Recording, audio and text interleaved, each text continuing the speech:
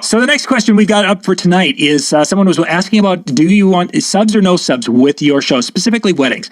Because some venues are having noise restrictions, or even some communities are having noise restrictions, that you cannot have that big booming bass. So what would you recommend? Cubby, go. I have the Evolve 50s, so I have those mini subs already, and I think that's more than ample enough for 300 to 450 guests. Prior to having the Evolves, I did not carry out a sub. But that's just my own preference. So I say no subs. I think I can get enough, and I use EVs for a lifetime. So I think I can get enough bass out of just my stands. Like I said, I have the Evolve 50 now, so I don't really carry a sub out. No, sir. In theory, though, you do, because the bottom piece of that, right? It's your sub. Yeah, and so I would say, obviously, if you're playing in a venue that has those restrictions, or if you find that you're always in those type of venues, I don't think it's one of those things where you have to have it. Like, I don't think it's one of those things where you're just going to get lambasted by the wedding guests. Oh my gosh, why does it sound so high and tinny in here? No, that might be your EQ. But when you're working with it and have it set up correctly, you can get away with a set of 12 full range cabinets. Does a sub make it sound a little bit better?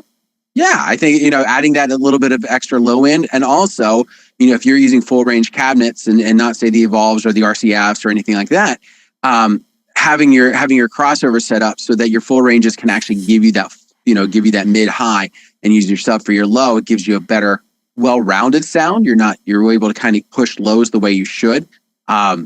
So what I guess to wrap it up, it's kind of like, it depends. If you're always in those venues that are going to have those restrictions, don't waste your time. Don't waste your money.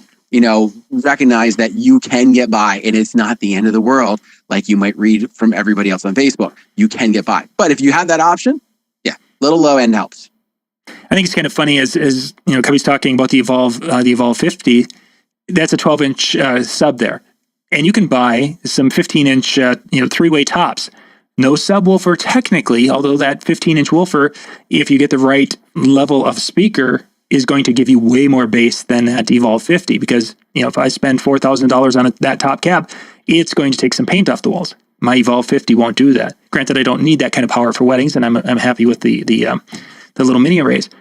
So it's that perception of seeing this big box on the floor, and it's going to be making this massive sound. Yeah, no, not if you run it right and you know what you're doing.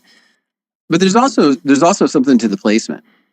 True. when your 12s are up in 12s or 15s, whatever, they're up high, you're not able to use the acoustics of the floor, to kind of have that same effect as if you had it, sitting on the floor with that type of stuff. And I think maybe that's why also sometimes the Evolves have that extra punch, is because of where that 12 is. Like if they had flipped that design somehow, right? I don't think we would feel that punch the same way.